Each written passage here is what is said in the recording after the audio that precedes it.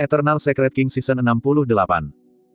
Bab 671, aku akan mematahkan 8 kakimu. Tatapan Suzimo menjadi dingin. Mencoba menggali. Laba-laba serigala pelangi secara alami memiliki sarana yang lebih unggul dari yang lain agar mereka dapat bertahan dari era primordial, atau mereka juga akan punah sejak lama. Itu adalah teknik iblis yang sebanding dengan menggali tanah. Dengan mengecilkan diri, laba-laba serigala pelangi dapat memasuki lumpur dan berjalan melalui celah sempit di bawah tanah dengan kecepatan yang sangat tinggi. Dalam waktu singkat, mereka bisa melarikan diri lebih dari 100 kaki jauhnya. Hal yang merepotkan adalah bahwa laba-laba serigala pelangi meluncur dengan kaki mereka di celah lumpur dan menyebabkan getaran yang sangat kecil yang hampir tidak bersuara, sangat sulit bagi makhluk hidup di permukaan untuk mendeteksi mereka. Selain itu, ada banyak serangga kecil di lumpur. Suara yang dikeluarkan oleh serangga yang merayap itu cukup untuk menutupi jejak Rainbow Wolf Spider sepenuhnya. Satu-satunya cara untuk mendeteksi Rainbow Wolf Spider adalah dengan kedatangan jiwa yang baru lahir dan melepaskan kesadaran roh mereka. Suzimo berdiri di tempat tanpa bergerak dan tiba-tiba menutup matanya. Dia sepertinya sedang kesurupan dan suara serangga, semut, dan angin di sekelilingnya tersaring sepenuhnya. Pendengaran universal. Indra Suzimo terlalu tajam setelah mengolah mistik klasik dari 12 Raja Iblis dari hutan belantara besar. Meskipun dia tidak memiliki esens spirit, dia bisa merasakan segalanya dengan membuka kelima inderanya dan gambaran yang jelas terbentuk di benaknya. 3 kaki dan 7 inci di bawah tanah, ada seekor laba-laba seukuran kuku yang sedang bergegas dan jaraknya 280 kaki. Suzimo membuka matanya dan seberkas kilat melintasinya. Berdebur. Suzimo sudah menghilang dari tempatnya. Dalam sekejap mata, dia tiba di atas laba-laba serigala pelangi. Membuat segel tangan, ujung jari Suzimo bergerak dengan gerakan yang tidak biasa. Akhirnya, sebuah telapak tangan raksasa muncul dan diselimuti di atas jalan yang dilewati laba-laba serigala pelangi. Pada saat yang sama, Suzimo membuka mulutnya dan mengucapkan sepatah kata pun dalam bahasa Sanskerta. Segel penundukan iblis dirilis bersama dengan mantra daming. Laba-laba serigala pelangi yang awalnya berlarian di lumpur bergidik. Ledakan. Sebuah telapak tangan besar turun dari atas dengan kekuatan apokaliptik yang mengancam untuk menaklukkan segala sesuatu yang menghalangi jalannya. Telapak tangan besar itu belum menyentuh tanah. Namun, sidik jari raksasa telah muncul di tanah, tertanam dalam di lumpur. Rainbow Wolf Spider langsung terbuka dan tidak bisa lagi bersembunyi. Manusia, bagaimana kamu mencoba membunuhku? Laba-laba serigala pelangi berteriak. Ada Kaisar Iblis dalam perlombaan laba-laba serigala pelangi, apakah kamu ingin mati? Kaisar Iblis. Suzimo mencibir, apa menurutmu seseorang setingkat Kaisar Iblis akan menonjol untuk iblis roh lemah sepertimu? Selanjutnya, kita berada di medan perang kuno. Petik 2. Di sini, saya adalah Kaisar. Saat dia mengatakan itu, dunia bergetar. Siapa yang berani mengatakan hal seperti itu? Aura deras melonjak dari Suzimo dan kekuatan Demon Subduing Seal diintensifkan sebelum hancur. Skri. Laba-laba serigala pelangi tahu bahwa ia tidak bisa melarikan diri dan memekik nyaring. Ki darah di tubuhnya melonjak dengan cepat dan tumbuh menjadi ukuran 100 kaki dalam sekejap mata. Suara mendesing. Suara mendesing. Serangkaian benang sutra pelangi melesat dari perutnya menuju telapak tangan di langit.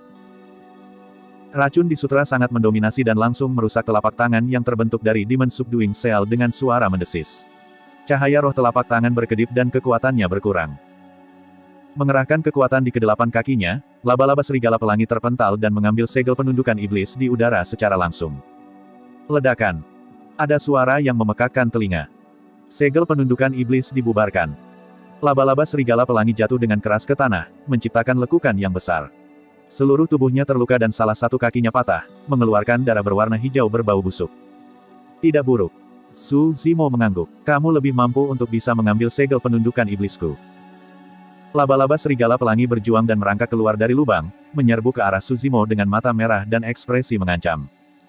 7 kakinya yang tersisa seperti tombak tajam yang dicampur dengan racun. Bahkan ada paku terbalik di permukaan kaki laba-laba.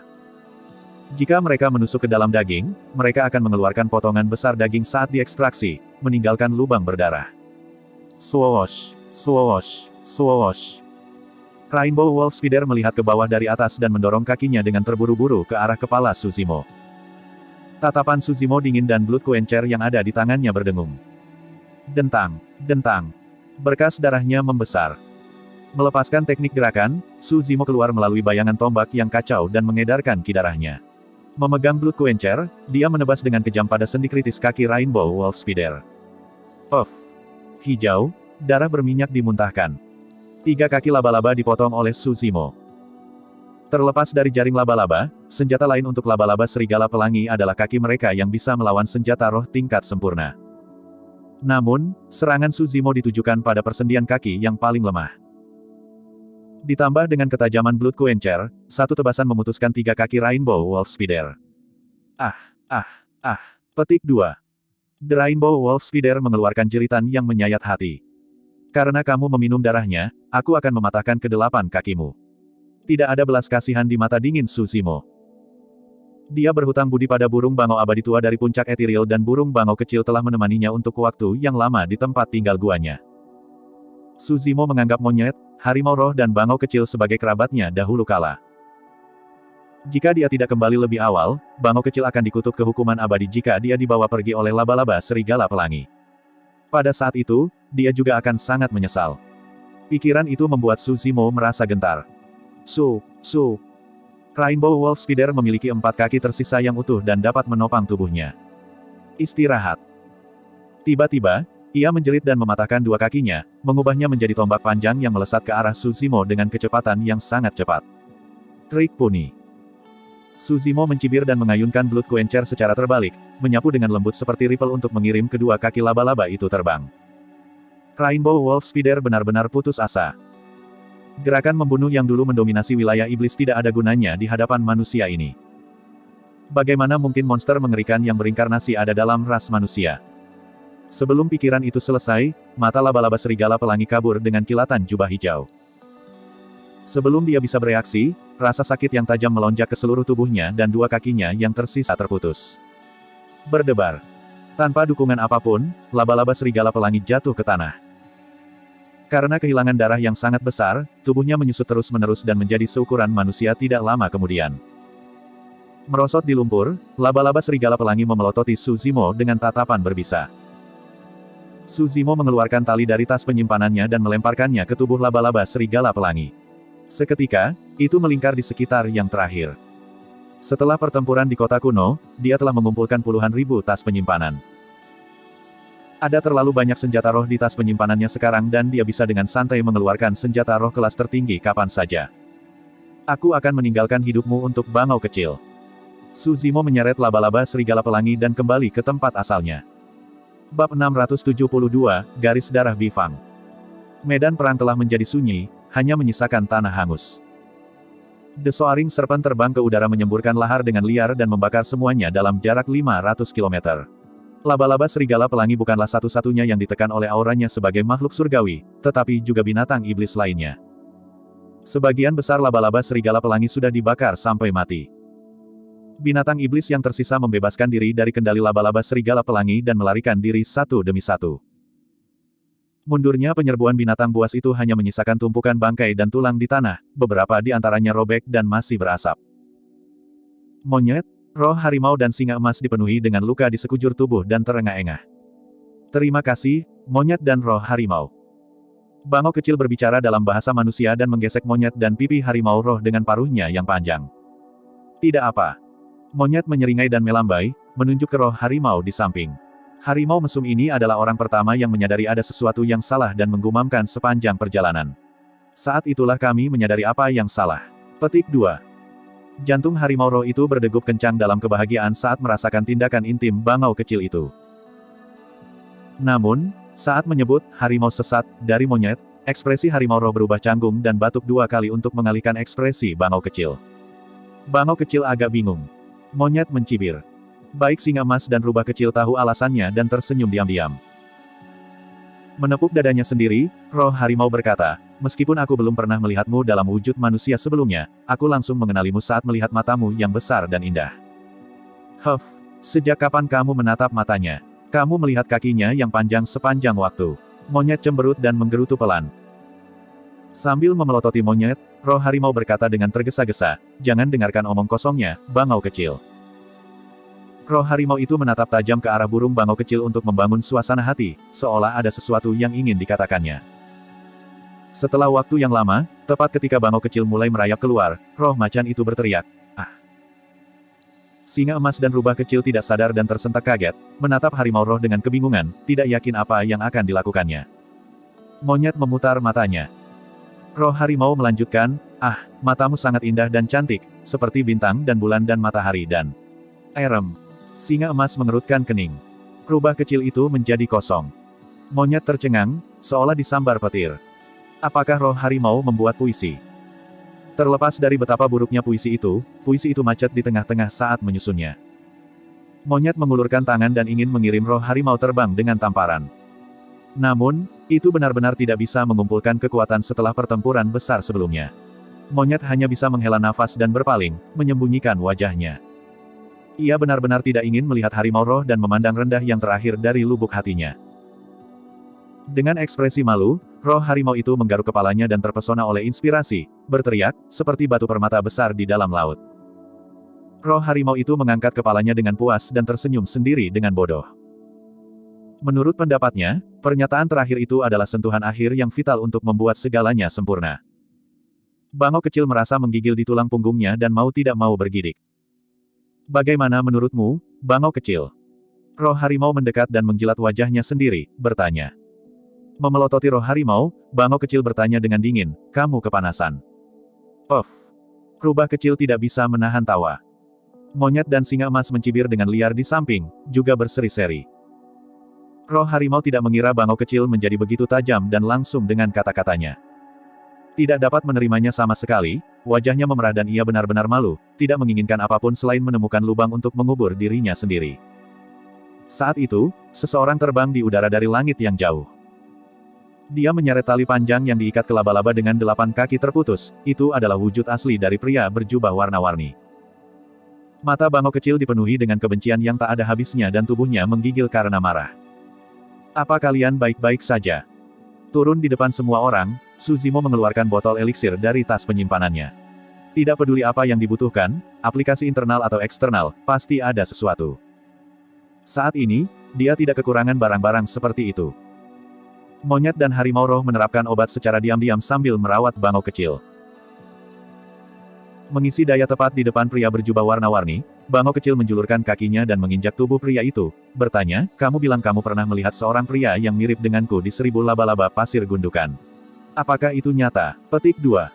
Pria berjubah warna-warni itu terluka parah untuk memulai. Sekarang bangau kecil itu menginjaknya, organ internalnya terkejut saat dia batuk seteguk darah dan terengah-engah.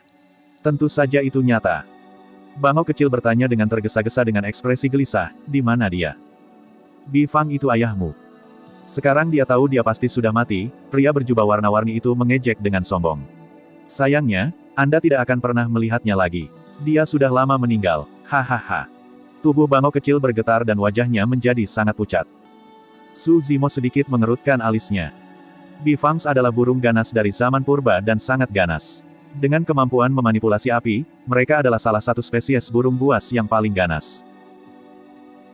Namun, ras Phoenix terlalu menakutkan dan berkuasa atas burung-burung ganas sambil memanipulasi api pada saat yang sama, karena itu, Bi Fang tidak begitu terkenal. Namun, pada kenyataannya, kekuatan sebenarnya dari Bi Fang sebanding dengan Dewa Api, Soaring Serpent.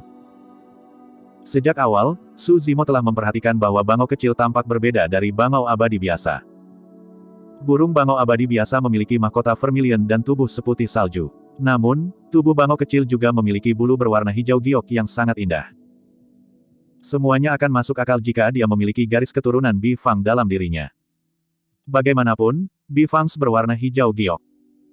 Su Zimo meratap di dalam hati, pantas saja aku belum pernah melihat ayah bangau kecil atau mendengar bangau tua yang abadi menyebutkannya. Jadi, dia sudah lama meninggal. Petik 2. Aku tidak percaya kamu. Bangau kecil menggelengkan kepalanya berulang kali dan menatap pria berjubah warna-warni itu, berkata dengan suara bergetar, "Kamu bohong, benar kan?" "Bohong." Pria berjubah warna-warni itu tertawa getir. "Ayahmu memiliki keinginan mati untuk menerobos 1000 laba-laba Sendune sambil berpikir bahwa dia kuat. Laba-laba serigala pelangi telah lama menghisap darahnya hingga kering. Kami makan dagingnya dan minum darahnya untuk budidaya, hahaha." Petik 2. Bangau kecil memiliki ki darah yang melemah untuk memulai. Setelah menerima pukulan ini, penglihatannya menjadi gelap dan kepalanya berputar. "Kakak bangau kecil." Rubah kecil bergegas untuk mendukung bangau kecil. Bang! Tiba-tiba, sebuah tamparan mendarat di belakang kepala pria berjubah warna-warni itu, membelahnya menjadi beberapa bagian saat jus otak mengalir di tanah. Sambil mengangkat telapak tangannya, roh harimau itu menggerutu, mengganggu. Beraninya Anda terus tertawa saat tawa Anda terdengar sangat menjijikkan. Aku sudah membawanya bersamamu. Petik 2. Su Zimo menghela nafas lega. Dia dapat mengatakan bahwa harimau roh melakukan itu karena tidak ingin bangau kecil semakin gelisah. Sebenarnya, dia akan menyerang bahkan jika roh harimau tidak melakukannya. Jelas sekali bahwa pria berjubah warna-warni itu bermaksud untuk memicu burung bangau kecil sebanyak yang dia bisa, karena dia tidak akan bertahan. Su Zimo menepuk pundak burung bangau kecil dengan lembut dan menghiburnya, jangan terlalu banyak berpikir. Laba-laba ini jelas mengatakan omong kosong setelah mengetahui bahwa ia akan mati. Hal-hal mungkin tidak seperti yang Anda bayangkan. Petik 2. Bangau kecil mengangguk, tetapi kesedihan dan kesengsaraan di matanya tidak bisa disembunyikan. Bab 673, Lokasi Nianqi. Merasakan kesedihan di hati bangau kecil, roh harimau itu menggaruk telinga dan pipinya. Ia ingin membantunya berbagi beban, tetapi tidak tahu harus berkata apa. Tidak ada yang tahu bagaimana menghiburnya untuk hal seperti itu. Suasana menjadi berat. Melihat Su Zimo, roh harimau berharap dia akan mengatakan sesuatu. Setelah merenung sejenak, Su Zimo memutuskan untuk mengalihkan perhatian bangau kecil. Bangau kecil, bagaimana Anda memasuki medan perang kuno tingkat menengah? Meskipun bangau abadi tua telah menerobos 20 tahun yang lalu menjadi iblis-iblis tingkat tinggi yang setara dengan alam karakteristik Dharma manusia, mungkin tidak mungkin baginya untuk membuka titik teleportasi ke medan perang kuno menengah sendirian. Seolah-olah dia memanggil sesuatu, ekspresi bangau kecil berubah tiba-tiba dan dia berubah menjadi bentuk manusia. Dia meraih lengan Su Zimo dan berkata dengan cemas, "Selamatkan Nianqi. Pikirkan cara untuk menyelamatkan Nianqi." Petik 2. Hati Su Zimo tenggelam dan dia menarik napas dalam-dalam. Apa yang terjadi? Tenang dan bicara perlahan. Petik 2. Nianqi adalah gadis kecil yang dia ambil di ibu kota Zhou Agung dan dia mengandung banyak rahasia di tubuhnya. Misalnya, Nianqi sudah sangat kuat sebelum dia berkultivasi. Juga, Nianqi tampaknya tidak menua. Atau lebih tepatnya, waktu terasa berlalu sangat lambat baginya. Ini berarti umur Nianqi jauh lebih lama daripada siapapun yang memiliki level yang sama. Meski begitu, Su Zimo tidak meragukan Nianqi. Setiap orang punya rahasia. Selain itu, dia hanyalah seorang anak kecil dan memiliki hati yang murni. Baik itu padanya atau puncak ethereal, dia tidak membawa niat jahat. Dia bertarung dengan sekuat tenaga untuk pertempuran di Ethereal Peak dan hampir mati, jelas bahwa dia sudah menganggap Ethereal Peak sebagai rumahnya. Bangau kecil menjawab, seorang patriark tua dari dinasti Zhou Agung muncul dan berinisiatif untuk mencari ibu dengan maksud membuka tempat teleportasi bersama. Kepala keluarga adalah ciri Dharma, tetapi kidarahnya telah memburuk dan umurnya akan segera berakhir. Itulah mengapa dia memutuskan untuk menggunakan skill rahasia untuk menghabiskan sisa hidupnya dan melepaskan ledakan bersama dengan ibu untuk membuka tempat teleportasi. Petik 2. Namun, terowongan teleportasi sangat sempit dan hanya 2 orang yang bisa diteleportasi. Patriark Great Zhou memberikan kedua tempat itu ke Ethereal Peak. Petik 2. Ketika dia mendengar itu, Su Zimo mengangkat alisnya. Tindakan itu setara dengan mengorbankan nyawanya untuk memberikan hadiah besar kepada Ethereal Peak. Patriark Zhou Agung pasti memiliki motif untuk melakukan itu. Bangau kecil melanjutkan, Patriark Zhou besar tahu bahwa hidupnya akan segera berakhir dan khawatir bahwa bencana akan menimpa dinasti Zhou besar setelah kematiannya. Karena itu, dia ingin menggunakan hadiah ini sebagai imbalan atas perlindungan ibu dan Ethereal Peak. Petik 2. Dalam pertempuran di puncak Ethereal, 4 sekte besar lainnya menderita kerugian besar dan pembalikan Void mereka binasa. Meskipun Ethereal Peak juga menderita kerugian besar, muridnya yang masih hidup memiliki potensi besar untuk masa depan. Selanjutnya, burung bangau tua abadi berhasil memperpanjang hidupnya dengan pertempuran itu dan maju ke alam karakteristik Dharma. Dia membebaskan diri dari kekangan langit dan bumi dan membebaskan dirinya dari ancaman kematiannya dengan perpanjangan umurnya. Dengan itu, Ethereal Peak menjadi pemimpin dari 5 sekte utama secara instan. Kekuatannya melampaui 4 sekte utama lainnya dengan kuat dan semakin banyak pembudidaya yang ingin bergabung dengan sekte tersebut. Dalam 20 tahun terakhir, puncak Ethereal berubah menjadi sekte nomor 1 sebenarnya dari Great Zhou. Tidak sulit untuk memahami mengapa Patriark Zhou Agung membuat keputusan itu. Bangau kecil memandang Su Zimo dan melanjutkan, ibu memberitahuku bahwa sebagian alasan mengapa Kaisar Zhou Agung menyerahkan tahta kepada Ji Yaoxue adalah karena potensimu. Pada saat yang sama, itu juga karena hubungannya dengan Anda serta fakta bahwa Ethereal Peak mendukung Anda. Petik 2. Su Zimo mengangguk. Ini adalah sesuatu yang dia duga juga. Menurut adat, tahta diturunkan kepada putra-putranya dalam urutan senioritas. Tidak peduli apa, Ji Yaoxue tidak akan mewarisinya. Selain itu, dia adalah seorang wanita. Akhirnya, terlepas dari kerusuhan dan perselisihan internal dan eksternal di Great Zhou selama 20 tahun terakhir setelah tahta diturunkan kepada Ji Yaoxue, dia tidak disingkirkan dari posisinya, itu jelas bukan keputusan yang dibuat oleh Kaisar Zhou besar saja. Jadi, Patriark Zhou Agung juga mendukung gagasan itu. Dengan itu, semuanya menjadi masuk akal. Patriark Great Zhou ini telah merencanakan waktu yang lama. Selanjutnya, dia membuat pertaruhan yang tepat. Fakta bahwa burung bangau abadi tua mengirim burung bangau kecil ke sini berarti mereka telah menyetujui kesepakatan itu. Meskipun dia sudah mati, dia membuka jalan bagi Zhou Agung sebelum kematiannya dengan perlindungan dari seorang ahli di alam karakteristik Dharma. Sejak saat itu, tidak lagi tergantung pada kendalinya bagaimana Zhou Agung akan tumbuh di masa depan. Sebuah pikiran melanda Su Zimo saat dia bertanya, bangau abadi tua mengirimmu dan Nian Qi ke sini dengan dua tempat itu. Iya. Bangau kecil mengangguk. Banyak pembudidaya bergabung dengan puncak ethereal dan kekuatan sekte telah tumbuh. Namun, ada masalah juga. Kami tidak lagi memiliki cukup obat mujarab, senjata, atau teknik budidaya untuk memasoknya. Petik 2. Baik Ibu dan Master Sekte sangat menantikan pembukaan medan perang kuno, berharap menggunakan kesempatan ini untuk memperkuat fondasi sekte kami. Meskipun Nian Qi bergabung dengan sekte cukup terlambat, dia sudah menjadi nomor satu dari ranah inti emas di sekte kami sekarang. Faktanya, Master Sekte mengatakan bahwa dia mungkin sebanding denganmu. Petik 2. Ibu juga menyebutkan bahwa fenomena inti emas Nian Qi memiliki peluang untuk mencapai 10 besar peringkat fenomena. Mata Su Zimo berbinar. Dia cukup terkejut dengan kenyataan bahwa dia mungkin bisa mencapai 10 besar peringkat fenomena. Master Sekte Ling Yun sudah berada di ranah pembalikan Void dan baik dia maupun bangau abadi tua itu bijaksana dan tajam. Fakta bahwa mereka memberi Nian Qi evaluasi setinggi itu adalah bukti kekuatannya.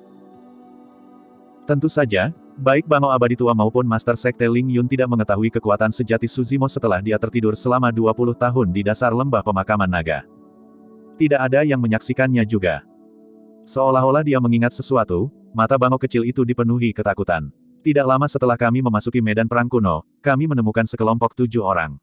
Ada 6 pria dan 1 wanita. Petik 2. Ketujuh dari mereka sangat kuat. Sangat kuat. Petik 2. Bangau kecil menekankan terus-menerus, jelas betapa pukulan itu baginya. Kelompok dari mereka memandang rendah segalanya dengan ketidakpedulian yang dingin dan arogan. Namun, ada sesuatu yang salah saat mereka melihat Nian Qi. Petik 2. Ekspresi Nian Qi berubah menjadi mengerikan saat kami melihat mereka. Saat itu, kami berpegangan tangan dan telapak tangannya langsung menjadi sedingin es, dipenuhi keringat. Petik 2. Su Zimo dan yang lainnya tidak bisa membantu tetapi merasa cemas pada saat ini. Bangau kecil melanjutkan, setelah itu, ketujuh dari mereka memiliki ekspresi aneh dan berjalan ke arah kami, melihat Nian Qi dengan senyum palsu. Nian Qi mengatakan kepada saya untuk tidak bertanya tentang apapun dan lari saja sebelum bergegas menemui mereka. Petik 2. Setelah berhenti sejenak, burung bangau kecil menelan ludah. Saat Nian Qi bergegas, dia melepaskan fenomena inti emasnya. Namun, itu dihancurkan oleh satu pukulan dari pemimpin kelompok lawan. Petik 2. Ah! Rubah kecil berseru. Mempersempit pandangannya, Su Zimo bertanya, dia menghancurkan fenomena inti emas Nian Qi dengan satu pukulan. Iya. Rubah kecil mengangguk dengan keyakinan. Ekspresi Su Zimo berubah suram. Menurut Derek Abadi Tua, fenomena inti emas Nian Qi memiliki peluang untuk mencapai 10 besar peringkat fenomena. Dengan kata lain, fenomena inti emasnya pasti tidak lebih lemah dari Soaring Serpent dan Divine Turtle miliknya. Namun, fenomena inti emas yang menakutkan dihancurkan oleh satu pukulan. Su Zimo diam-diam kaget. Bahkan dia mungkin tidak bisa melepaskan ledakan sekuat itu. Tiba-tiba, Su Zimo menyadari bahwa medan perang kuno kali ini mungkin jauh lebih menakutkan daripada yang dia bayangkan. Bab 674, Saudara Tersumpah. Nian Qi tidak berhasil bertahan dalam 3 langkah melawan orang itu. Pada saat itu, saya sangat ketakutan dan pikiran saya hanya dipenuhi oleh suara Nian Qi yang meminta saya untuk melarikan diri. Petik 2.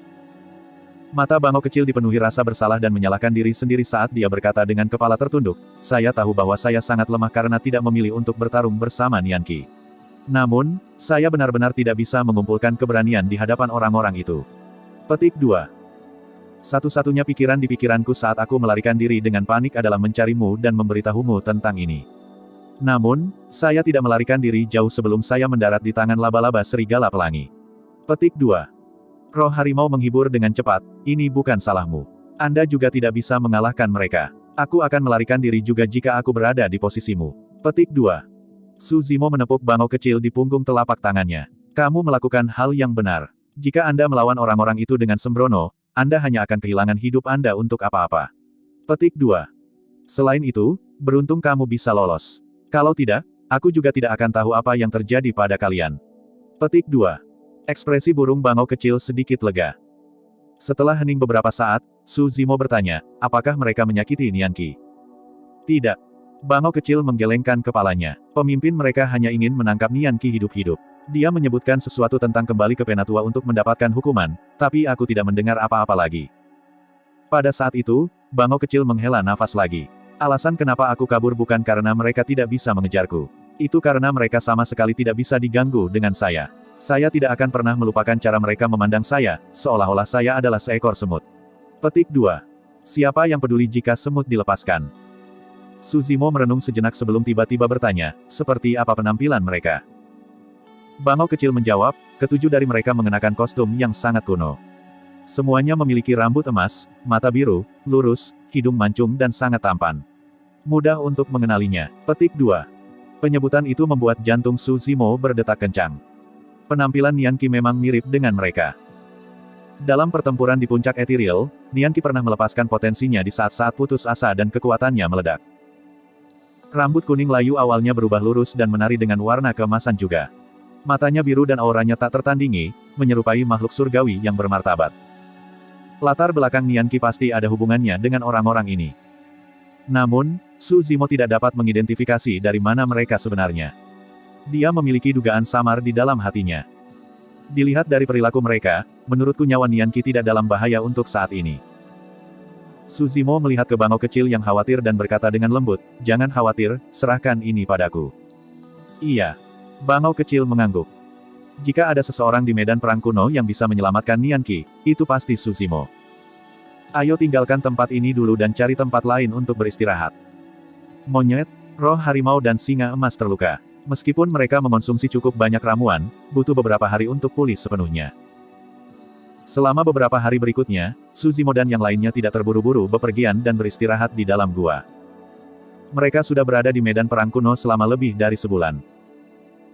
Spirit Ki yang kaya ditambah dengan pertempuran besar-besaran dan perkelahian yang mereka temui memicu ranah inti emas Su Zimo, dia akhirnya merasakan kesempatan untuk terobosan.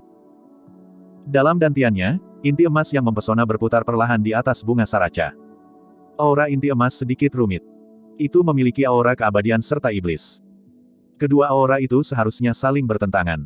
Namun, ada aura sekte Buddha di inti emas yang menciptakan harmoni untuk menggabungkan aura abadi dan iblis sepenuhnya.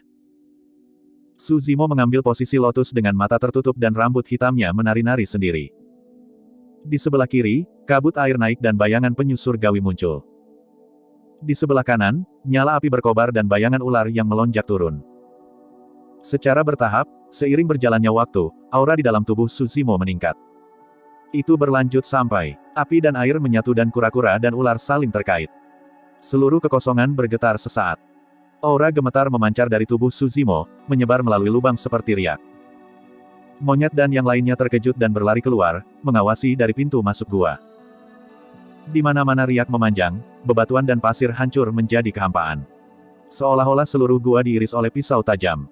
Bang! Ledakan! Ledakan! Gunung itu sendiri bergetar. Gunung-gunung runtuh dan tanahnya hancur. Ledakan! Sepertinya ada ledakan keras di dalam tubuh Su Zimo.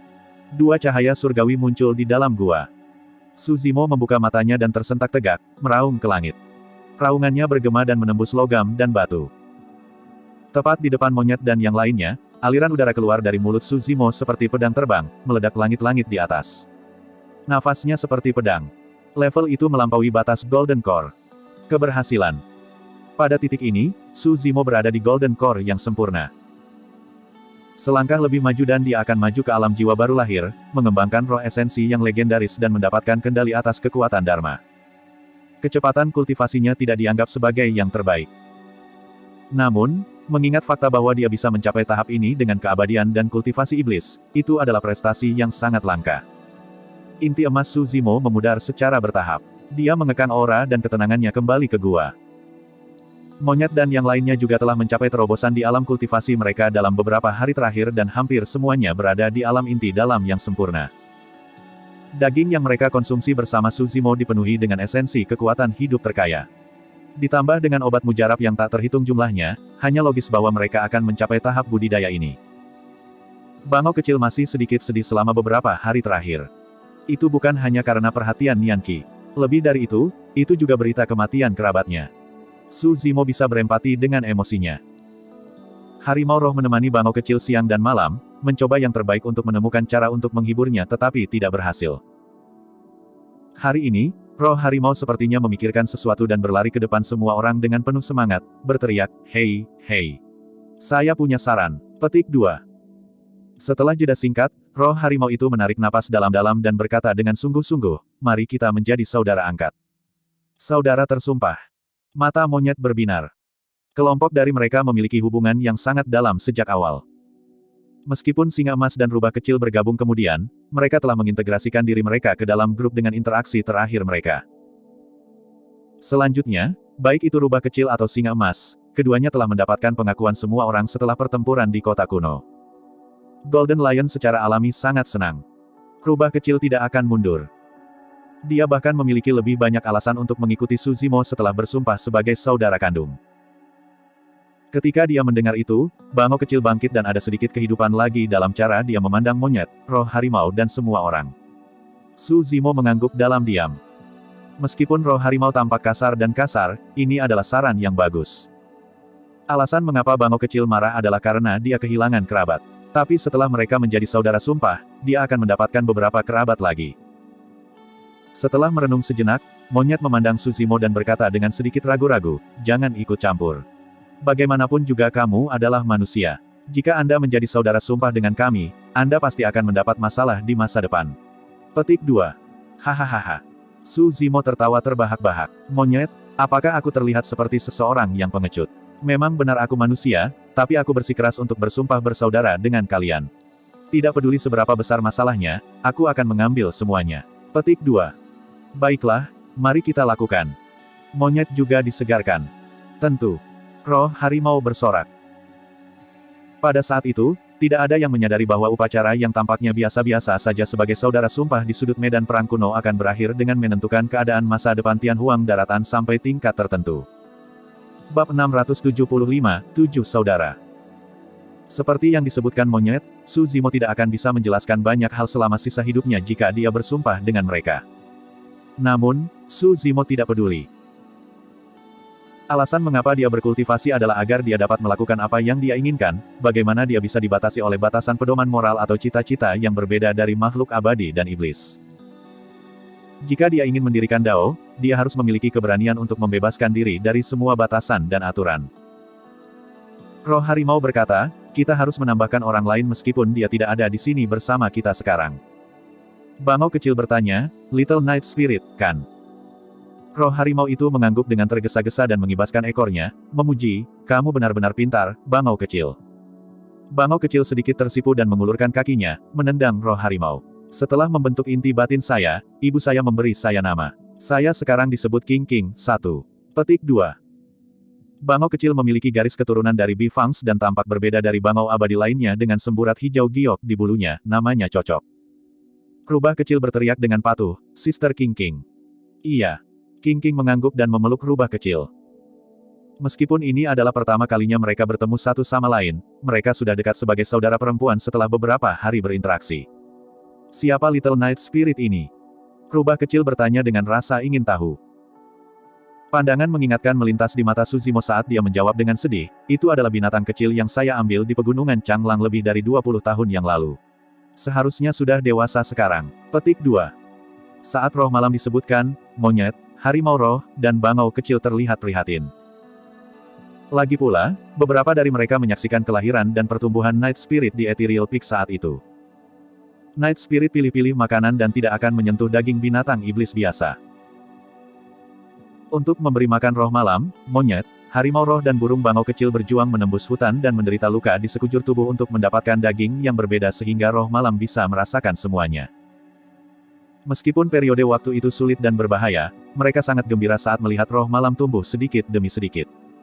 Rasanya semuanya sepadan. Night Spirit berperilaku baik saat dia lahir dan tahu siapa yang baik padanya. Taring dan cakarnya sangat tajam tetapi dia tidak pernah memperlihatkannya pada monyet, roh harimau dan bangau kecil. Sudah lama sekali saya tidak melihat anak itu. Aku ingin tahu bagaimana dia sekarang setelah dia dewasa. Apakah dia masih mengingat kita? Monyet berada dalam kondisi emosi yang langka.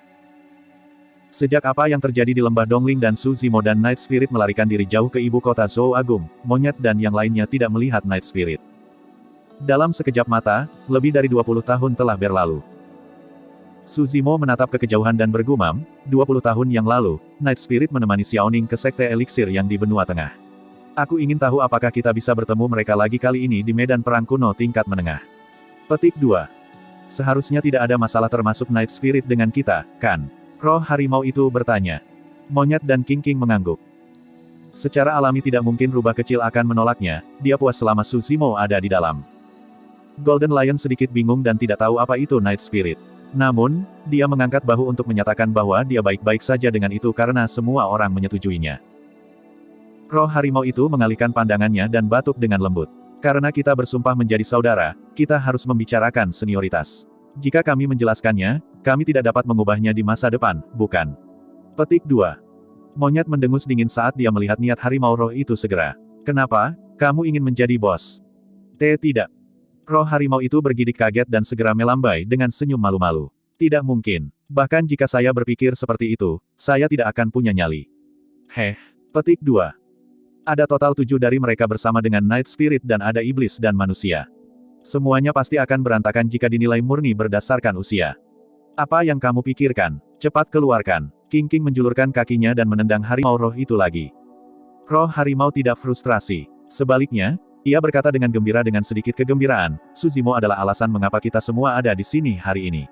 Dia satu-satunya yang cocok menjadi kakak laki-laki. Selain itu, tidak dapat disangkal bahwa dia yang terkuat. Petik 2. Semua orang mengangguk. Monyet juga tidak keberatan. Dia memiliki sifat sombong dan dia tidak akan keberatan jika Su Zimo menjadi satu-satunya yang menduduki peringkat di depannya. Su Zimo tersenyum dengan tenang tanpa menyela dan hanya mendengarkan bagaimana roh harimau menginginkan segala sesuatunya diatur. Dengan semangat, harimau roh itu mengibaskan ekornya dan tersenyum dengan cara menjadi kaki tangan monyet. Hanya saudara monyet yang berhak menjadi yang kedua. Pertama, kakak monyet mengenal kakak kita paling awal dan paling berpengalaman. Kedua, selain kakak monyet adalah yang terkuat dalam pertempuran. Petik 2. Monyet puas dengan penjelasannya dan menyeringai. King, rubah kecil dan singa emas secara alami tidak keberatan. Sebenarnya, roh harimau ingin menjadi yang kedua juga. Namun, dia kemungkinan besar akan disiksa bolak-balik oleh monyet jika dia mengambil alih posisi itu. Karena itu, dia memutuskan untuk tidak melakukannya. Roh harimau itu menarik napas dalam-dalam dan berdeham, berkata dalam-dalam dengan ekspresi serius, kurasa Hubatian harus menjadi yang ketiga. Aku kenal kakak sejak lama dan aku juga kuat. Roh harimau menepuk dadanya dan menyatakan dengan penuh semangat. Ini adalah niat sebenarnya. Dengan posisi ini diselesaikan, dia bisa secara terbuka menggertak semua orang di belakang di masa depan. Tentu saja, dia tidak bisa menggertak King. Rubah kecil dilindungi oleh Su Zimo sehingga dia tidak bisa menyentuhnya juga. Ada Night Spirit tapi, dia sebaiknya melupakan tentang itu. Dengan itu, hanya tersisa rambut emas. Dalam beberapa hari terakhir, mengingat penolakan keras dari singa emas, dia akhirnya memperjuangkan nama yang sedikit lebih baik untuk dirinya sendiri, dari rambut kuning hingga rambut emas. Setidaknya dengan kata emas, dia tidak akan mempermalukan garis keturunan singa emas. Roh harimau itu memelototi singa emas dan mencibir dengan kejam. Dengan pengaturan itu, King secara logis akan menjadi nomor 4. Tidak banyak yang perlu dibicarakan tentang 4 tempat pertama. Namun, singa emas cukup matang pada saat ia menduduki peringkat 5. Menurut pengaturan roh harimau, roh malam akan menjadi nomor 5. Lagi pula, Night Spirit adalah orang pertama yang mengetahui Su Zimo setelah monyet, roh harimau dan King. Namun, Golden Lion sama sekali tidak tahu siapa Night Spirit itu. Dia benar-benar marah karena peringkat di belakang binatang kecil yang belum pernah dia lihat sebelumnya. Namun, Segera setelah itu, dia ditekan tanpa ampun oleh monyet, harimau roh dan King. Keberatannya tidak berhasil. Rubah kecil adalah nomor 6. Golden Lion bersembunyi di sudut dengan mata berkabut, beberapa tamparan di wajahnya dan beberapa jejak kaki di tubuhnya. Dia memiliki ekspresi suram di wajahnya dan tidak lagi berbicara. Roh harimau itu tertawa ketika dia melihat ke arah singa emas. Rambut emas, apakah kamu senang menjadi nomor 7? Singa emas mendidih melihat ekspresi sombong di wajah harimau roh. Monyet menggoda, tidak apa-apa, rambut emas. Jika kami memiliki orang lain yang bergabung dengan kami di masa depan, mereka akan ditempatkan di belakang Anda. Petik 2. Saudaraku rambut emas, meskipun aku di depanmu, aku tidak akan mengganggumu. Rubah kecil berkata dengan ekspresi serius. Singa emas ingin menangis. Agar adil, dia benar-benar tidak mampu mengacaukan orang-orang di depannya. Meskipun rubah kecil adalah yang terlemah, dia dilindungi oleh Su Zimo. Hanya ada satu orang yang dia marahi semakin dia memikirkannya. Aku tidak tahu siapa roh malam ini tapi lebih baik kau menjauh dariku. Kalau tidak, aku akan memberimu pelajaran yang bagus sehingga kamu menyerahkan posisi nomor 5, hal kecil. Petik 2. Beraninya seekor binatang kecil tanpa nama memanjat kepalaku. Huff. Petik 2. Singa emas menggosok telapak tangannya dan menggerutu di dalam hati. Bab 676, tempat tinggal gua leluhur. Di antara ketujuh dari mereka, selain Su Zimo, sisanya adalah iblis dengan sikap yang santai, tidak perlu upacara formal yang berantakan. Setelah saran itu, semua orang menggunakan tanah sebagai pengganti dupa dan bersujud ke langit, tindakan itu saja menyegel sumpah-sumpah mereka. Setelah itu, semua orang menjadi lebih dekat dan suasana hati King juga meningkat. Harimau roh mengikuti di belakang King setiap hari, berkeliaran dengan pantatnya yang bergerak-gerak. Secara alami ada banyak kegembiraan dalam perjalanan mereka dengan kehadiran harimau roh. Hari ini, mereka sampai di dataran yang sangat luas. Ekspresi Su Zimo berubah saat dia berhenti sejenak dan mendengarkan. Di antara ketujuh inderanya, kelima inderanya adalah yang terkuat, tingkat yang sangat berbeda di atas 6 inderanya. Dia selalu menjadi orang pertama yang menyadari jika ada sesuatu yang salah. Pertama, ada apa? Singa emas bertanya. Su Zimo berkata dalam-dalam, ada cukup banyak keributan di timur, jadi seharusnya ada cukup banyak orang di sana. Bukan hanya pembudidaya, ada juga raungan samar binatang iblis. Petik 2. Tiba-tiba, tanah bergetar dengan lembut. Dong, dong, dong. Serangkaian gerakan terdengar samar dari timur, seolah-olah seseorang sedang menabuh genderang surgawi. Saat berikutnya, cahaya yang memesona melonjak ke udara dan menerangi dunia. Harta karun lahir. Alasan mengapa sekte dan faksi utama Tianhuang Daratan bersedia memberikan segalanya untuk mengirim para pembudidaya ke medan perang kuno adalah karena ada banyak tempat tinggal gua di sini yang ditinggalkan oleh leluhur. Ada juga beberapa tanah warisan, banyak tempat rahasia kuno dan makam yang tak terhitung jumlahnya dengan harta misterius tak berujung di dalamnya.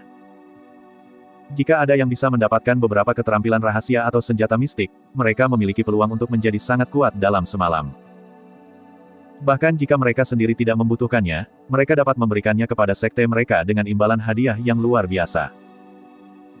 Beberapa faksi dan sekte bahkan bisa bangkit karena satu kesempatan, membangun fondasi mereka dan berubah menjadi faksi besar yang kuat dari sekte kecil tanpa nama. Faktanya, bahkan ada kemungkinan bahwa mereka bisa langsung diperingkat di antara salah satu dari 108 sekte atas. Su Zimo menyempitkan pandangannya dan berbisik, ayo pergi dan periksa semuanya. Dengan itu, dia mempercepat dalam sekejap. Monyet dan yang lainnya mengikuti dari belakang. Tidak lama kemudian, Su Zimo perlahan melambat dan menatap ke kejauhan. Tak jauh di depan, ada puncak gunung menjulang yang menjulang hingga ke awan. Di sekitar puncak gunung banyak pembudidaya. Ada juga raungan binatang iblis yang tak terhitung jumlahnya di atas dan di bawah puncak gunung. Konflik besar telah pecah antara pembudidaya dan iblis. Energi roh melonjak di udara, melepaskan berkas cahaya dengan gelombang panas yang menyengat. Pohon kuno yang tak terhitung jumlahnya ditebang dengan pasir beterbangan kemana-mana. Tidak ada yang tahu berapa lama pertempuran itu berlangsung tetapi pemandangan itu tragis dengan puncak gunung bersimbah darah. Su Zimo dapat melihat dengan jelas bahwa ada yang aneh dengan puncak gunung itu. Itu terbelah dari tengah, seolah-olah sepasang tangan tak terlihat telah merobeknya.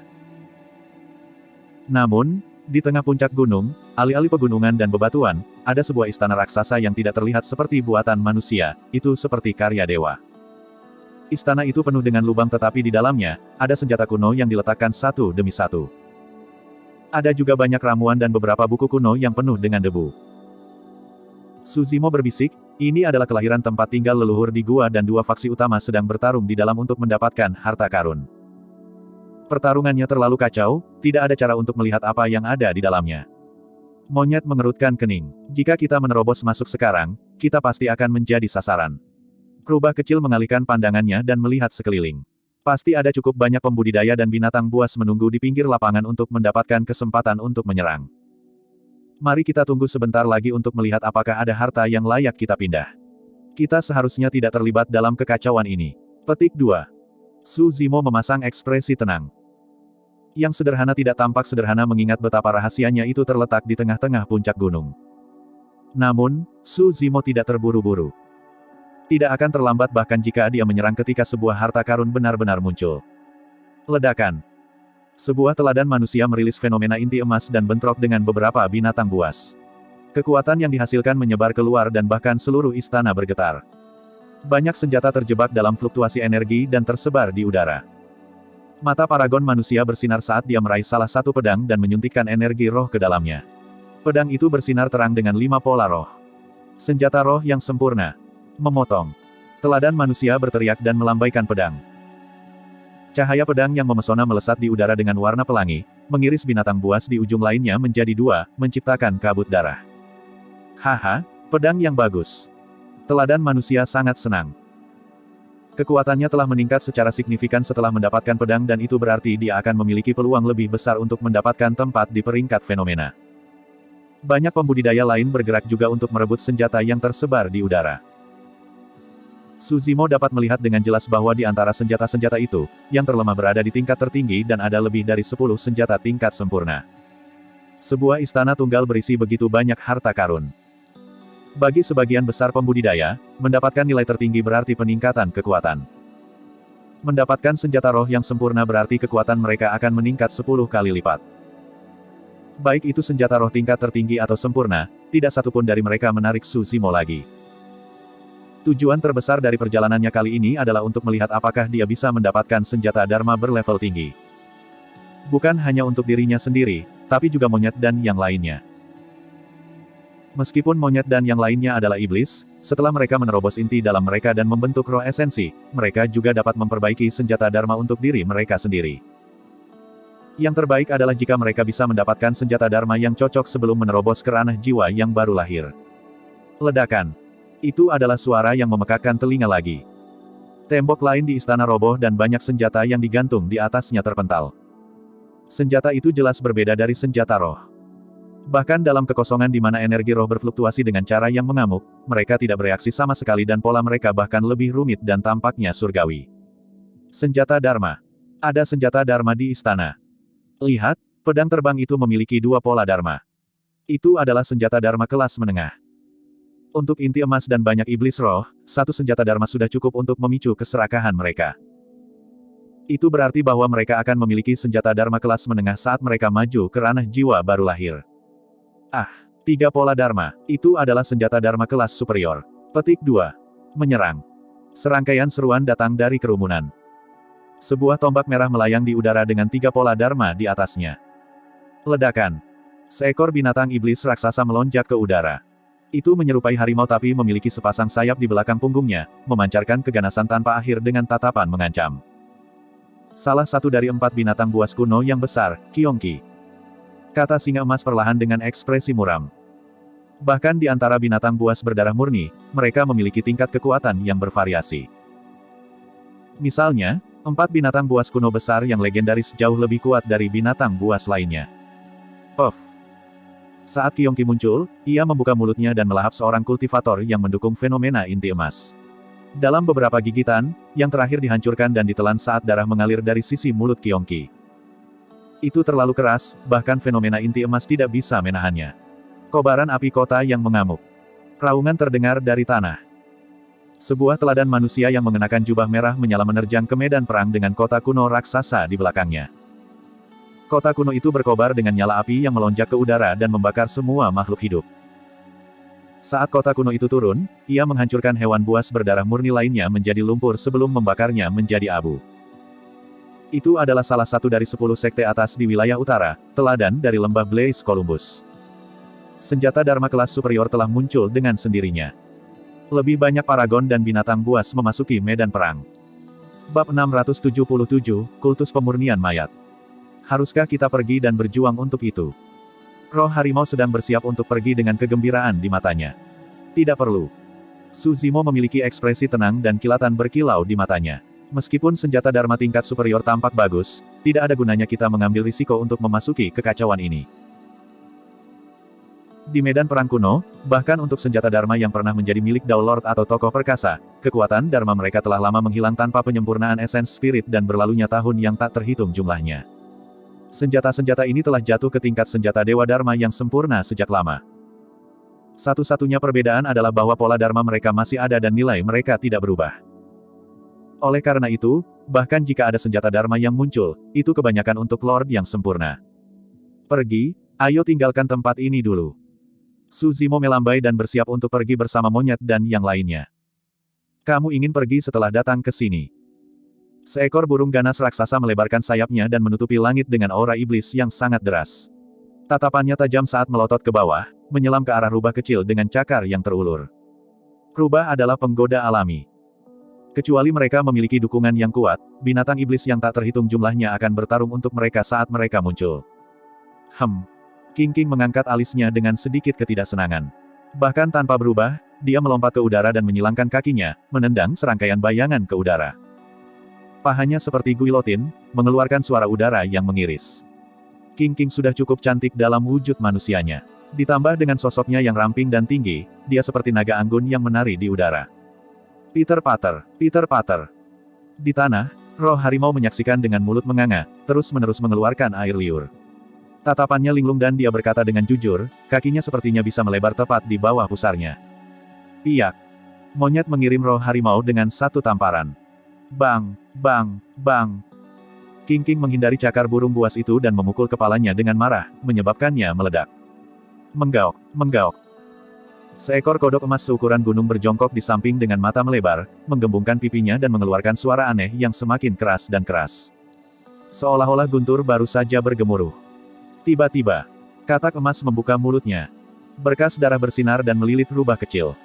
Itu adalah lidah ras katak emas. Itu sangat cepat sehingga tidak bisa dilihat dengan jelas. Ini adalah gerakan membunuh terkuat dari katak emas yang digunakan terutama untuk menangkap binatang iblis lainnya untuk dimakan. Kebanyakan binatang iblis dimangsa oleh katak emas sebelum mereka bisa bereaksi.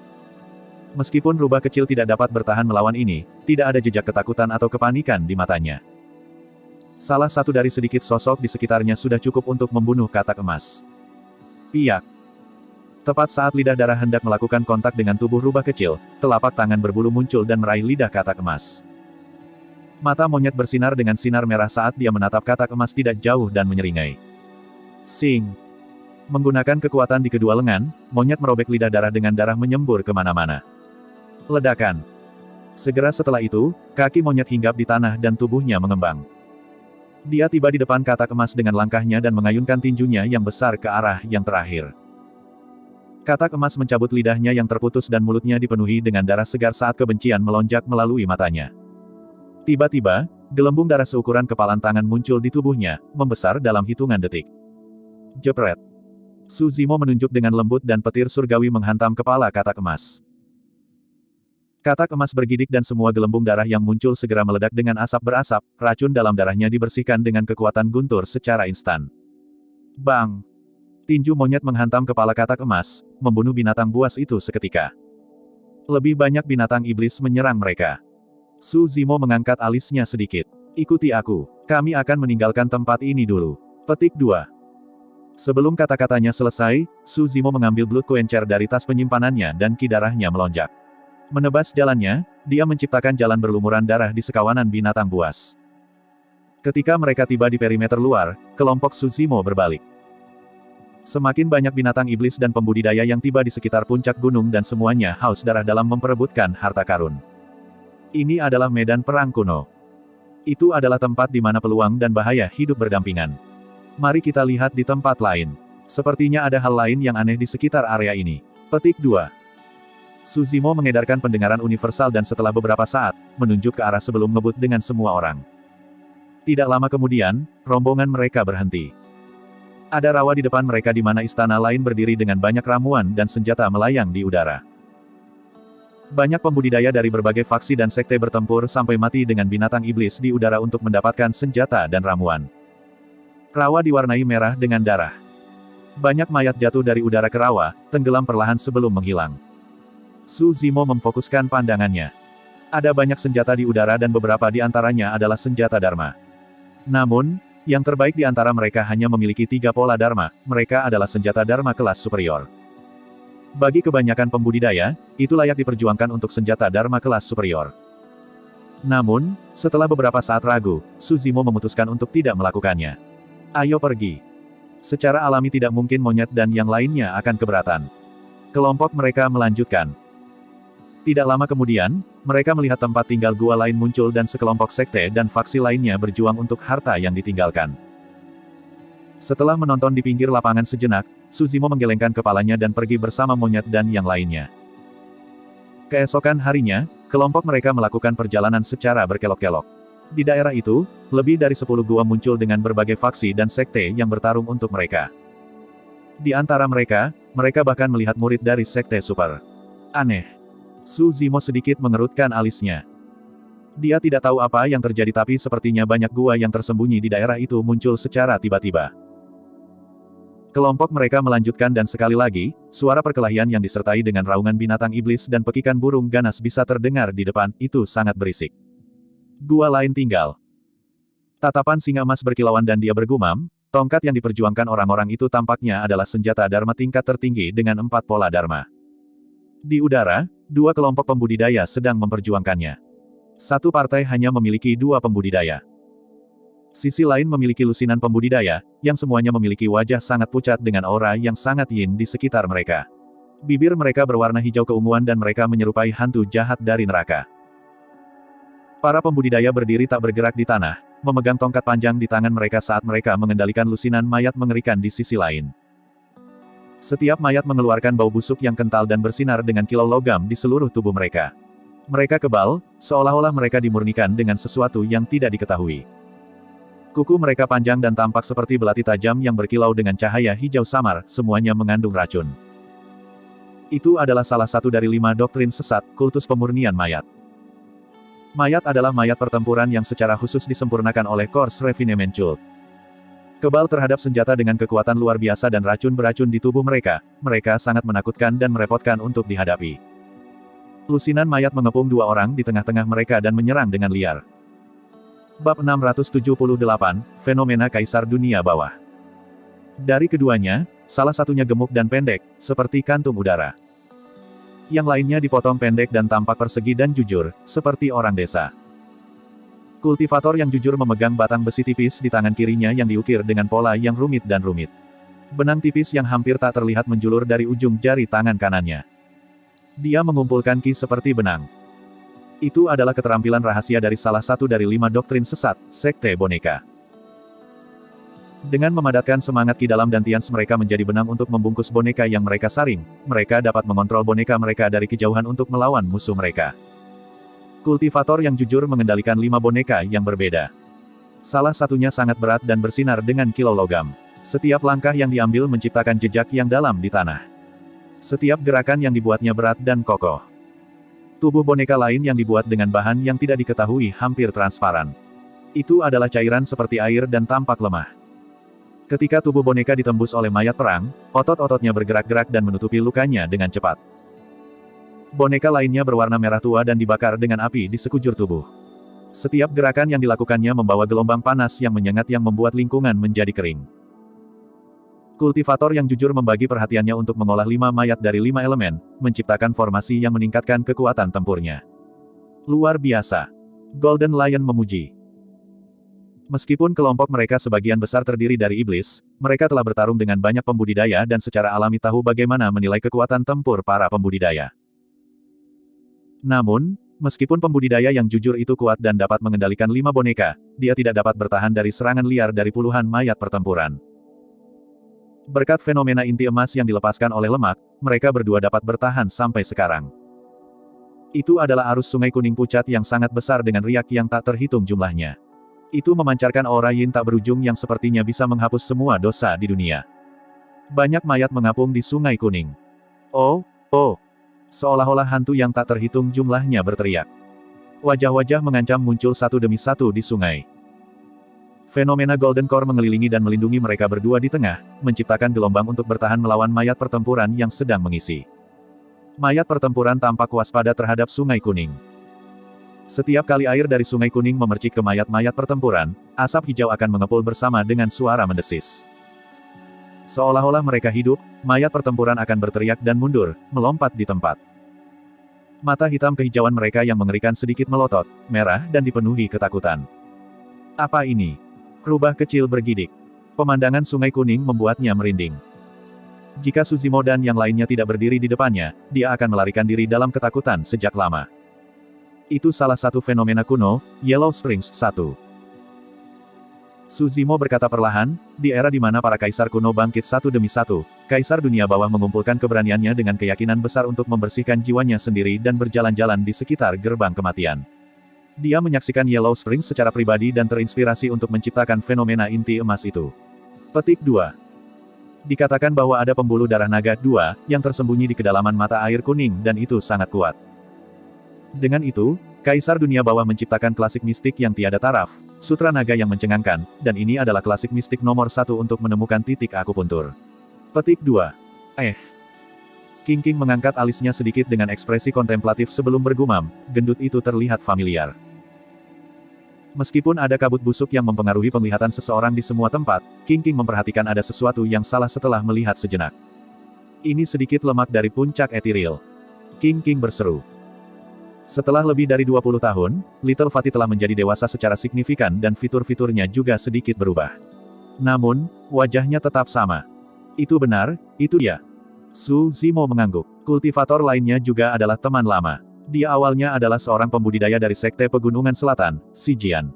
Apakah kalian mengenalinya? Petik 2. Warisan yang ditinggalkan oleh Kaisar Dunia Bawah di Tianhuang Daratan adalah salah satu dari 5 doktrin sesat saat ini, Sekte Makam.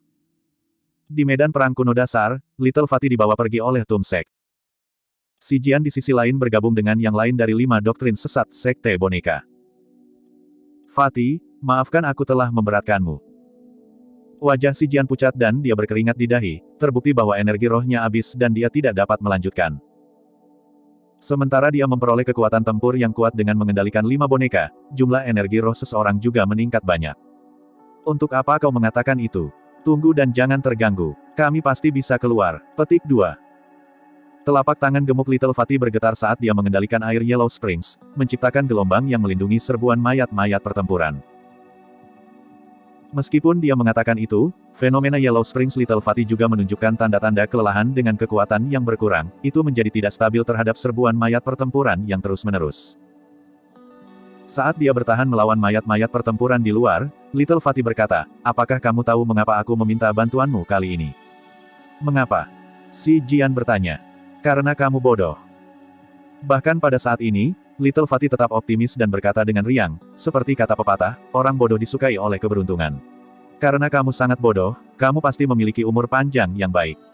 Alasan mengapa saya meminta bantuan Anda adalah karena saya menginginkan sedikit dari kekayaan itu. Petik 2. Kamu masih ingin ngobrol nganggur. Seorang pembudidaya Kors Refinement Cult menamparkan tas penyimpanannya dengan ekspresi dingin, melambaikan tangannya untuk memercikkan bubuk kuning pucat ke mayat pertempuran. Little Fatty mengendus dan berseru kaget, Kors Berserk Powder. Sebelum kata-katanya selesai, mayat pertempuran yang ditutupi oleh bubuk kuning pucat meraung dengan cara yang dalam dan bergema. Mayat pertempuran tumbuh dan pakaian yang mereka kenakan meledak, memperlihatkan pembuluh darah hijau tebal di tubuh, leher, dan wajah mereka. Mereka merayap di sekitar kulit seperti ular kecil dan tampak mengancam. Saat mereka meraung, mayat pertempuran mengeluarkan bau busuk dari mulut mereka dan 2 pasang taring tajam tumbuh dari rahang atas dan bawah mereka. Mereka berlumuran darah dan tampak sangat meresahkan. Bang, bang, bang. Kekuatan mayat perang tumbuh secara signifikan dan mereka tidak lagi takut pada kekuatan Yellow Springs, seolah-olah mereka telah mengamuk. Mereka menyerbu fenomena inti emas Little Fatty terus-menerus, menyebabkannya bergetar hebat. Seketika, fenomena Yellow Springs bergetar. Bahkan Yellow Springs sendiri tampaknya sudah tenang. Jiwa-jiwa yang menyendiri, hantu kelaparan dan mayat makhluk-makhluk surgawi terkurung di Yellow Springs. Tapi sekarang, Yellow Springs tampaknya telah ditekan oleh lusinan mayat tempur yang berdiri di dalamnya saat mereka mengaum ke udara dengan keganasan yang sangat dahsyat. Ekspresi murka melintas di mata Little Fatty. Jika Kaisar Dunia Bawah tahu bahwa fenomena Yellow Springs telah jatuh ke titik ini dengan mayat di dalamnya ditekan, dia pasti akan meledak marah. Saat itu, sebuah suara terdengar. Meskipun itu tidak keras atau lembut, itu membanjiri raungan mayat pertempuran dan menyebar ke setiap sudut medan perang. Berani-beraninya sekelompok penjahat berperilaku begitu berani di medan perang kuno di mana kaisar yang tak terhitung jumlahnya telah binasa. Little Fatty gemetar ketika dia mendengar suara itu dan matanya yang seperti manik membelalak tak percaya. Si Jian terengah-engah tapi ekspresi penasaran muncul di wajahnya juga. Suara itu terdengar familiar. Itu bos. Sedikit lemak tidak bisa membantu tetapi berseru. Bos. Si Jian melempar batu sesaat sebelum bertanya, saudara-saudari puncak etiril. Tepat sekali, saya tidak mungkin salah. Petik 2. Little Fatty mendukung fenomena Yellow Springs dan melompat, melihat keluar dengan panik saat dia melambai dengan ekspresi bersemangat di wajahnya. Bos, aku di sini. Cepat dan datang selamatkan aku. Petik 2. Bab 679, menekan mayat. Siapa orang yang tidak bijaksana yang mencoba ikut campur dalam urusan kultus penyempitan mayat? Pemimpin pembudidaya Corps Refinement Cult memelototi grup masuk Tsushimo. Matanya tidak berkedip, menyerupai mata ikan mati, dan suaranya menyeramkan dan mematikan. Orang lain berkata dengan dingin, binatang buas, lebih baik kamu pergi jauh-jauh. Jika tidak. Hehe, mengingat mistik klasik tertinggi dari Corps Refinement Cult, kami dapat dengan mudah mengubah kalian menjadi mayat pertempuran dan membiarkanmu mengalami nasib yang lebih buruk daripada kematian. Apakah begitu? Tsushimo mengangkat alisnya sedikit. Tidak ada yang melihat apa yang dia lakukan tetapi dalam sekejap, dia melesat ke grup kultus penyempurnaan mayat seperti anak panah. Itu terlalu cepat. Jarak antara kedua belah pihak tidak terlalu jauh untuk memulai. Inti dalam dan inti emas Tsushimo berada di alam yang sempurna. Ketika dia mengedarkan kedua inti bersama dengan energi iblis dan roh di samping kekuatan kidarahnya. Bahkan binatang buas berdarah murni dengan indera tajam dan tubuh yang kuat tidak akan bisa bereaksi terhadap kecepatan ledakan itu, apalagi para pembudidaya Corps Refinement Cult. Tidak ada teknik atau seni roh. Dia menerobos masuk murni dengan tubuhnya. Tepat di depan semua orang, para pembudidaya Corps Refinement Cult yang menghalangi jalan Tsushimo dihantam berkeping-keping dengan darah yang muncrat kemana-mana, seperti semangka raksasa. Dia adalah senjata manusia. Tidak ada yang bisa menahan kekuatannya saat dia menerobos kerumunan. Seven Corps Refinement Cult pembudidaya mencibir beberapa saat sebelumnya. Segera setelah itu, mereka ditabrak sampai mati bahkan tanpa memahami bagaimana mereka mati. Seorang pembudidaya Corps Refinement Cult bereaksi dan membela secara naluriah dengan menopang batang besi esensi chaos di depannya. Tanpa diduga, bayangan hitam melesat. Jepret. Batang besi di tangannya patah menjadi dua. Bagian tengah tempat benda itu patah menusuk dadanya seperti tombak, menembusnya sepenuhnya. Pembudidaya Corps Refinement Cult lainnya berteriak dan menarik perisai perak berkilauan dari tas penyimpanannya sebelum menyuntikkan energi roh ke dalamnya dengan marah. Seketika, sinar terang bersinar. Perisai meluas dengan angin seperti puncak gunung perak yang melindungi pria di belakangnya. Itu bersinar dengan 5 lampu roh dan sangat mempesona. Itu adalah senjata roh pertahanan kelas sempurna. Di dunia kultivasi dinasti Zhou besar, senjata roh yang sempurna akan menyebabkan kehebohan yang cukup besar. Namun, ekspresi Tsushimo tidak berubah, faktanya, tidak ada emosi di matanya. Dia telah melihat terlalu banyak senjata seperti itu. Saat ini, dia memiliki lusinan senjata roh yang sempurna di tas penyimpanannya sendiri. Kecepatan Tsushimo tidak melambat saat tubuhnya naik dengan lembut. Dengan tatapan dingin, dia melangkah ke depan dan menginjak perisai perak raksasa itu dengan marah. Bajak langkah surga. Kekuatan deras melonjak ke depan dari tubuh Tsushimo. Bahkan jika dia menghadap langit, dia bisa membajak jurang besar di bawah kakinya, apalagi sebuah gunung. Ledakan.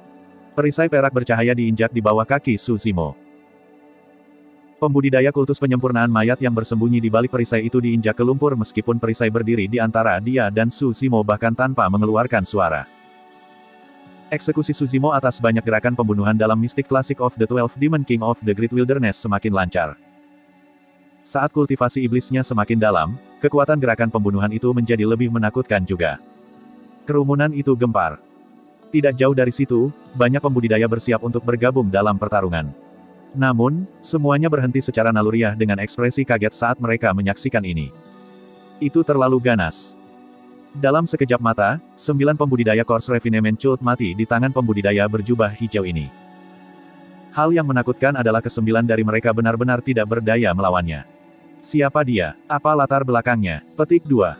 Saya tidak tahu. Medan perang kuno memang tempat di mana paragon berkeliaran dan monster menjelma di mana-mana. Itu terlalu menakutkan. Petik 2. Itu benar, terlepas dari murid warisan dari berbagai sekte super, ku dengar monster yang menjelma tidak seperti yang pernah dilihat sejarah muncul di wilayah utara. Aku juga mendengar tentang dia. Saya mendengar bahwa dia menabur dendam dengan Glass Palace dan benar-benar berhasil membunuh semua pembudidaya mereka yang telah tiba di medan perang kuno. Petik 2. Sobat, itu buas. Diskusi berlangsung keras dan bersemangat. Di medan perang, para pembudidaya Course Refinement Cult yang tersisa terkejut dan mundur dengan tergesa-gesa bersama dengan mayat-mayat pertempuran yang mereka kendalikan tidak jauh. Para pembudidaya Course Refinement Cult hampir sepenuhnya bergantung pada mayat pertempuran mereka untuk kekuatan. Tanpa perlindungan mayat pertempuran mereka, mereka sangat lemah secara fisik dan kekuatan sebenarnya tidak jauh berbeda dari pembudidaya biasa. Pemimpin dari para pembudidaya kultus pemurnian mayat berkata dengan dingin, kamu benar-benar memiliki keinginan untuk mati. Para pembudidaya kultus penyempurnaan mayat menghabiskan hari-hari mereka dengan mayat sebagai teman mereka dan tubuh mereka juga dipenuhi dengan racun. Kamu tidak akan bisa lolos dari kematian setelah menghancurkan tubuh mereka. Petik 2. Tepat sekali. Kultivator kultus pemurnian mayat lainnya mencibir, Bis, apakah Anda menyadari bahwa ki darah di tubuh Anda mulai memburuk? Hehe. Hahaha. Su Zimo mengangkat kepalanya dengan tawa keras. Ki darah di tubuhnya melonjak dengan suara tsunami yang dahsyat. Dia sama sekali tidak terlihat diracuni. Garis keturunannya seperti kuali yang menyala-nyala. Itu bisa membakar, menguapkan, dan membersihkan semuanya. Bahkan racun dari Poison Sect mungkin bukan ancaman baginya, apalagi racun dari mayat. Kamu. Petik 2. Wajah para pembudidaya Course Refinement Cult menjadi pucat seperti lembaran. Sebuah bayangan tinggi dan perkasa menyerbu di depan mereka, mengayunkan dua kepalan seperti palu dan menerobos ke kiri dan ke kanan di tengah kerumunan. Tidak mungkin para pembudidaya Course Refinement Cult bisa menahan tangan besi monyet. Satu demi satu, sosok dikirim terbang. Pada saat mereka mendarat di tanah, mereka adalah mayat tanpa kehidupan di dalamnya. Hembusan angin jahat bertiup lewat. Seekor harimau ganas dengan ki jahat yang bergemuruh menerjang dari atas singa, mencabik-cabik tubuh pembudidaya kultus pemurnian mayat di perut seolah-olah sangat lapar. Saat racun mayat itu bersentuhan dengan bulu harimau roh, itu dibersihkan menjadi kekosongan dengan arus listrik. Mengaum. Seekor singa emas dengan bermartabat mungkin menyerbu ke kerumunan dan mengeluarkan raungan yang memekakkan telinga. Beberapa pembudidaya Course Refinement Cult yang paling dekat dengannya mulai mengeluarkan darah dari mata, hidung, telinga dan mulut. Mereka berdarah dari semua lubang. Otak para pembudidaya itu terguncang menjadi lumpur. King dan rubah kecil tidak naik. Mereka berdua pasti tidak menginginkan apapun selain menjauh dari para pembudidaya yang menakutkan dengan bau mayat yang membusuk. Meski begitu, butuh sedikit lebih dari 10 napas untuk Su Zimo, monyet, harimau roh, dan singa emas untuk memusnahkan lusinan pembudidaya kultus Course Refinement seluruhnya. Semuanya berakhir sebelum lusinan mayat pertempuran yang mengelilingi Little Fatty dan Si Jian bisa mundur untuk membantu. Sebenarnya, dunia budidaya Course Refinement Cult sangat merepotkan untuk dihadapi di dunia kultivasi. Kecuali ada kebutuhan, murid dari berbagai sekte super tidak ingin memprovokasi mereka dengan sengaja. Mayat tempur yang mereka miliki kebal terhadap api, air, dan sangat kuat sehingga mereka bisa menghadapi senjata roh yang sempurna atau bahkan menghubungkan langsung.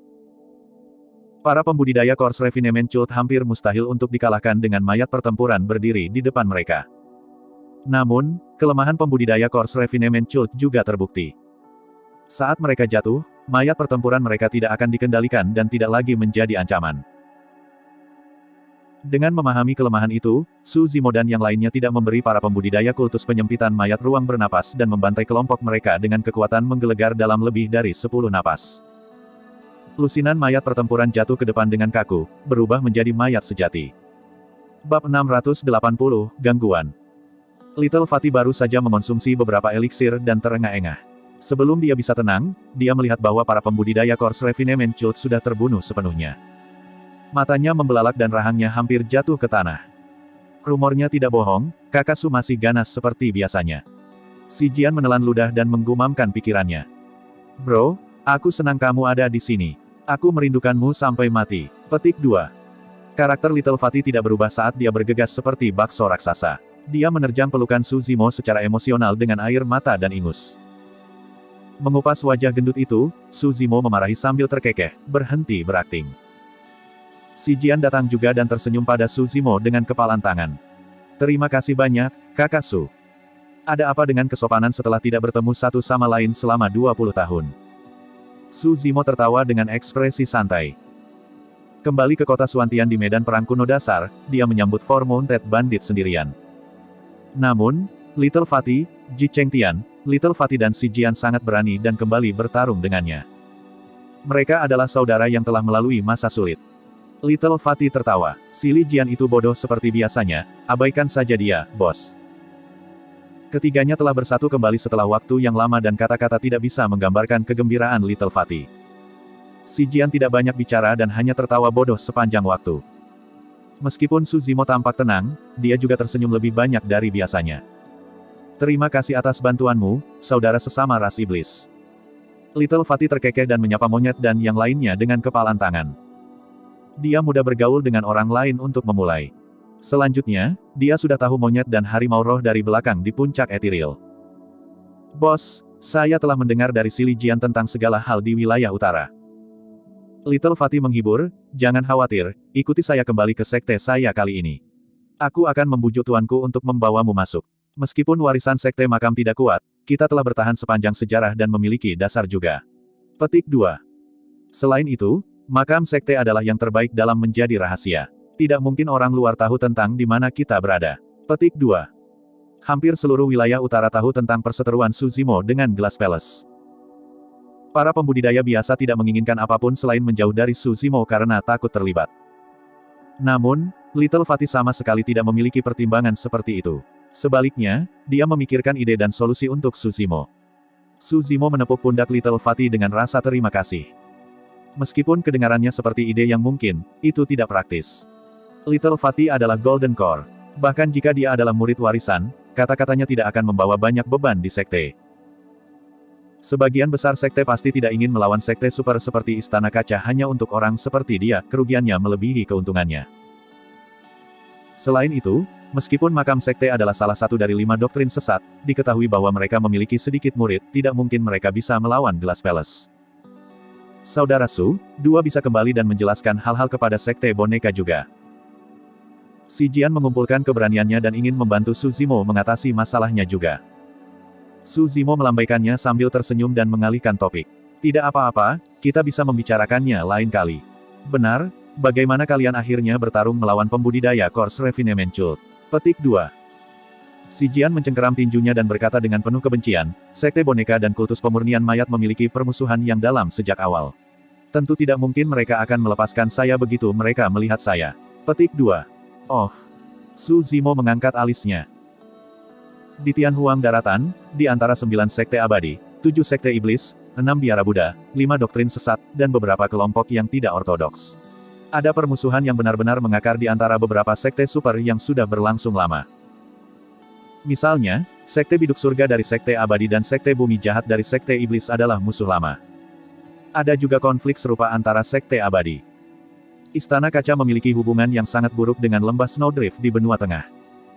Si Jian melanjutkan, awalnya, tidak ada 5 doktrin sesat. Course Refinement Cult didirikan oleh pengkhianat sekte boneka. Petik 2. Dia adalah kultivator paling berbakat di sekte boneka dan bahkan memiliki potensi menjadi seorang kaisar jika dia terus berkultivasi. Namun, dia akhirnya membelok ke jalan yang salah dan fokus sepenuhnya pada mayat. Petik 2. Untuk memurnikan mayat, dia menjadi kecanduan membunuh dan berbuat dosa tanpa henti, mengkultivasi dirinya sendiri sampai pada titik di mana dia tidak menyerupai manusia atau hantu. Akhirnya, dia menimbulkan kemarahan sekte itu. Petik 2. Semua orang tenggelam saat Si Jian menceritakan sejarah sekte boneka. Ketika Si Jian berhenti sebentar, rubah kecil tidak bisa menahan diri untuk tidak bertanya, apa yang terjadi setelah itu. Si Jian menghela napas dalam-dalam. Seorang ahli dari sekte merasa kasihan pada potensinya dan tidak tahan melihatnya melumpuhkan kultivasinya begitu saja. Orang itu mencoba membujuknya untuk bertobat berkali-kali tetapi akhirnya dibunuh olehnya. Petik 2. Sai, dia benar-benar kuat. Dia berhasil melarikan diri bahkan melawan serangan gabungan para ahli dari banyak sekte. Petik 2. Meskipun seorang patriark sekte akhirnya pindah, orang itu telah memantapkan dirinya dan menjalin aliansi dengan salah satu doktrin sesat lainnya, Poison Sect. Bahkan jika kita memberikan segalanya untuk membunuhnya, sekte boneka akan menderita kerugian besar dan bahkan menghadapi kemungkinan kehancuran. Petik 2. Tidak ada pilihan lain, kami hanya bisa mengizinkan dia pergi. Tidak lama kemudian, dia menciptakan kultus penyempurnaan mayat di Tianhuang Daratan dan saat itu tumbuh lebih kuat, itu menjadi salah satu dari 5 doktrin sesat. Petik 2. Pantas. Pada saat itu, kesadaran melintas di mata Suzimo. Sebelumnya, saya menyadari bahwa teknik Course Refinement Cult yang digunakan untuk memperbaiki mayat pertempuran mereka mirip dengan teknik sekte boneka. Satu-satunya perbedaan adalah bahwa yang satu jahat dan yang lainnya benar. Jadi, mereka memiliki latar belakang yang sama. Petik 2. Sayangnya, meskipun latar belakang kami sama, situasi di antara kami sekarang tidak dapat didamaikan, kata si Jian. Little Fatty mengalihkan mata manik-maniknya dan mengamati sekeliling. Ketika dia melihat lebih banyak kultivator berkumpul, dia berbisik, ayo pergi dulu. Ini bukan tempat yang baik untuk berlama-lama. Petik 2. Iya. Su Zimo mengangguk. Kalian pergi dulu. Aku akan mengambil tongkat besi itu. Petik 2. Meskipun pertarungan antara mereka dan Course Refinement Cult telah mereda, lebih banyak pembudidaya telah tertarik karena keributan. Saat ini, banyak pembudidaya dan binatang iblis sudah bertarung dan itu semua untuk senjata Dharma tingkat tertinggi dengan 4 pola Dharma di udara. Su Zimo juga mengarahkan pandangannya pada objek itu. Mereka melakukan perjalanan sepanjang hari melewati lebih dari 10 gua, tetapi ini adalah senjata Dharma dengan tingkat tertinggi. Tidak, jangan pergi. Little Fatty menahan lengan Su Zimo dan berbisik, kita tidak perlu berjuang untuk besi tua itu. Ayo pergi ke tempat lain. Petik 2. Ah. Su Zimo membeku sesaat. Bukankah nadanya terlalu sombong? Senjata Dharma tingkat tertinggi dianggap sebagai besi tua di mata Little Fatty. Little Fatty berkata dengan cara yang misterius, ikuti saya akan membawa kalian ke tempat lain. Apa? Su Zimo mau tidak mau bertanya. Little Fatty malah bertanya, berapa banyak gua yang Anda lihat muncul hari ini? Su Zimo menjawab, lebih dari 10. Iya. Little Fatty tidak terkejut. Berdasarkan kesimpulan saya, lebih dari 10 gua seperti itu akan muncul. Sangat banyak. Su Zimo terkejut dan bertanya dengan cemberut, mengapa begitu banyak tempat tinggal gua muncul tiba-tiba? Apa terjadi sesuatu di tempat ini? Petik 2. Semacam. Little Fatty menarik senyumnya dengan cara yang langka dan berkata dengan muram, ada kuburan besar di bawah tempat ini di mana harta yang sebenarnya berada. Tempat tinggal gua ini hanyalah gangguan yang ditinggalkan oleh Tuan Makam.